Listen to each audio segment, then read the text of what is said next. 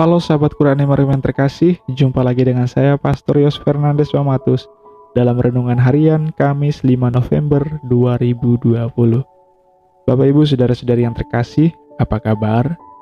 Saya berharap Anda semua tetap dalam keadaan baik, sehat, dan tetap semangat. Mari kita siapkan hati dan pikiran kita untuk bersama-sama mendengarkan dan merenungkan sabda Tuhan. Kita tandai diri kita dengan tanda kemenangan Kristus, dalam nama Bapa dan Putra dan Roh Kudus. Amin. Bapak Ibu Saudara-saudari yang terkasih, bacaan pertama hari ini diambil dari surat Rasul Paulus kepada jemaat di Filipi, bab 3 ayat 3 sampai 8a. Saudara-saudara, kitalah orang-orang bersunat, yaitu kita yang beribadah oleh Roh Allah, yang bermegah dalam Kristus Yesus dan tidak menaruh kepercayaan pada hal-hal lahiriah. Meskipun demikian, sebenarnya aku mempunyai alasan untuk menaruh kepercayaan pada hal-hal lahiriah. Kalau orang lain menyangka dapat mengandalkan hal-hal lahiriah, aku lebih lagi. Aku disunat pada hari ke-8. Aku seorang Israel dari suku Benyamin. Aku seorang Ibrani asli. Mengenai pendirian terhadap hukum Taurat, aku orang Farisi. Mengenai kegiatanku dalam agama Yahudi, aku penganiaya jemaat. Mengenai kebenaran dalam mentaati hukum Taurat, aku tidak bercacat. Tetapi apa yang dahulu merupakan keuntungan bagiku, sekarang kuanggap merugikan karena Kristus. Malahan segala sesuatu kuanggap rugi, karena aku telah berkenalan dengan Kristus Yesus, Tuhanku. Sebab hal itu lebih mulia dari segala-galanya. Demikianlah sabda Tuhan. Syukur kepada Allah. Dan bacaan Injil hari ini diambil dari Injil Lukas bab 15 ayat 1 sampai 10. Tuhan sertamu dan sertamu juga. Inilah Injil Tuhan kita Yesus Kristus menurut Lukas. Dimuliakanlah Tuhan. Para pemungut cukai dan orang-orang berdosa biasanya datang kepada Yesus untuk mendengarkan Dia. Maka bersungut-sungutlah orang-orang Farisi dan ahli-ahli Taurat, katanya, orang ini menerima orang-orang berdosa dan makan bersama dengan mereka. Maka kata Yesus menyampaikan perumpamaan berikut kepada mereka. Siapakah di antaramu yang mempunyai 100 ekor domba, lalu kehilangan seekor, tidak meninggalkan yang 99 ekor di padang gurun, dan pergi mencari yang sesat itu sampai ia menemukannya. Dan kalau telah menemukannya, ia lalu meletakkannya di atas bahu dengan gembira. Setibanya di rumah, ia memanggil sahabat-sahabat dan tetangga-tetangganya, serta berkata, bersukacitalah bersama aku, sebab dombaku yang hilang telah kutemukan. Aku berkata kepadamu, demikian juga akan ada sukacita di surga, karena satu orang berdosa yang bertobat. Lebih daripada sukacita karena 99 orang benar yang tidak memerlukan pertobatan. Atau wanita manakah yang mempunyai 10 dirham, lalu kehilangan satu di antaranya, tidak menyalakan pelita dan menyapu rumah, serta mencarinya dengan cermat sampai ia menemukannya.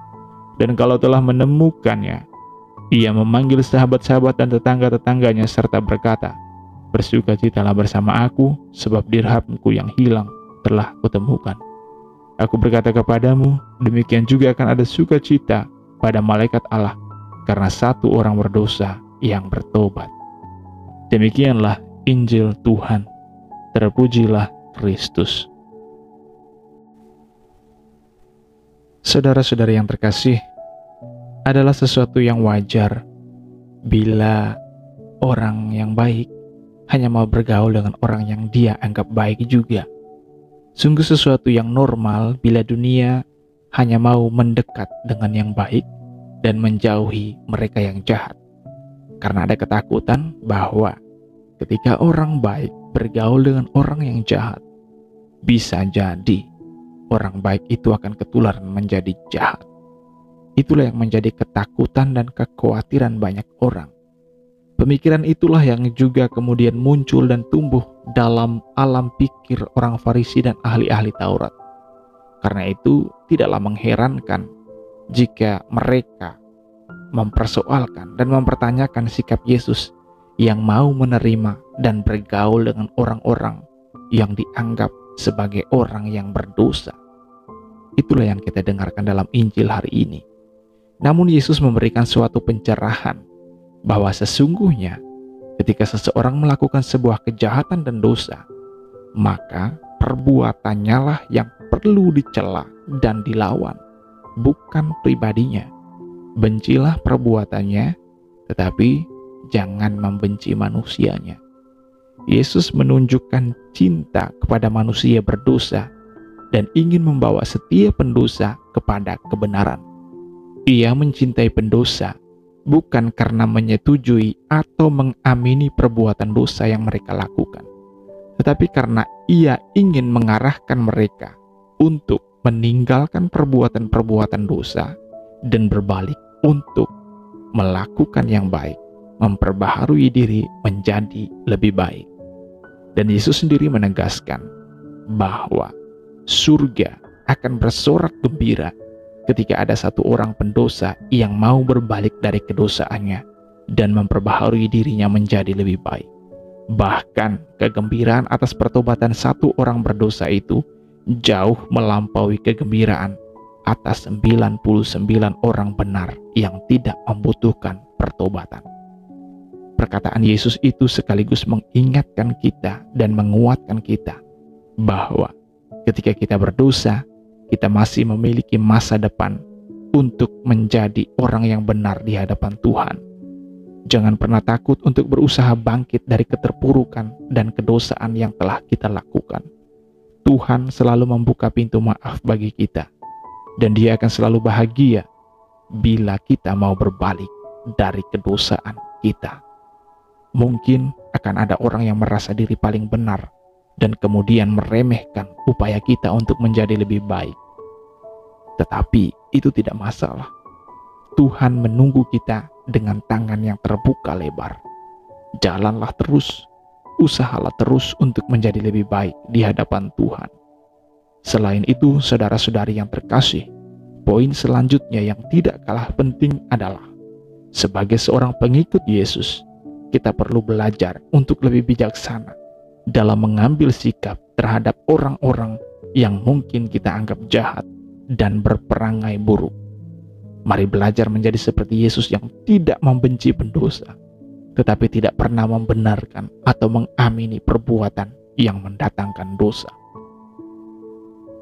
Kalau toh kita sulit untuk bergaul dan mencintai orang yang telah melakukan kejahatan dan dosa, minimal jangan menghakimi mereka dan jangan remehkan mereka ketika mereka berniat untuk memperbaharui diri mereka menjadi lebih baik. Hindari komentar-komentar yang meruntuhkan semangat seseorang dalam usahanya untuk menjadi orang baik. Saya selalu yakin bahwa perhatian, cinta, dan penghargaan adalah cara terbaik untuk membawa seseorang berbalik dari kesalahan dan kedosaannya. Penghakiman dan pengucilan hanya akan menjadi alasan kuat bagi seseorang untuk tidak berubah dari kesalahannya. Mari berproses menuju kepada kehidupan yang lebih baik. Mari belajar mencintai dan menghargai. Marilah berdoa. Ya Tuhan Allah Bapa yang Maha Kuasa, terima kasih atas cinta dan kemurahan-Mu serta kerahiman-Mu yang begitu besar terhadap kami. Kami telah berdosa, tetapi Engkau tetap mencintai kami.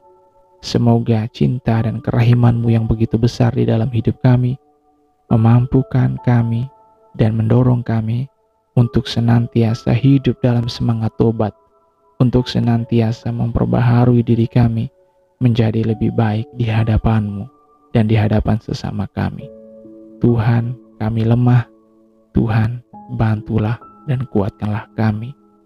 Hanya dengan bantuan dan rahmat-Mu sendirilah kami mampu untuk menjadikan hidup kami lebih berarti di hadapan-Mu, untuk menjadikan hidup kami bermakna dan berguna bagi orang yang ada di sekitar kami. Jauhkanlah kami dari sikap saling menghakimi. Semoga kami hidup dalam semangat cinta kasih, saling menghargai dan saling menghormati. Dikalau Allah kami, kini dan sepanjang segala masa. Amin. Dalam nama Bapa dan Putra dan Roh Kudus. Amin. Salam sehat, Tuhan Yesus memberkati.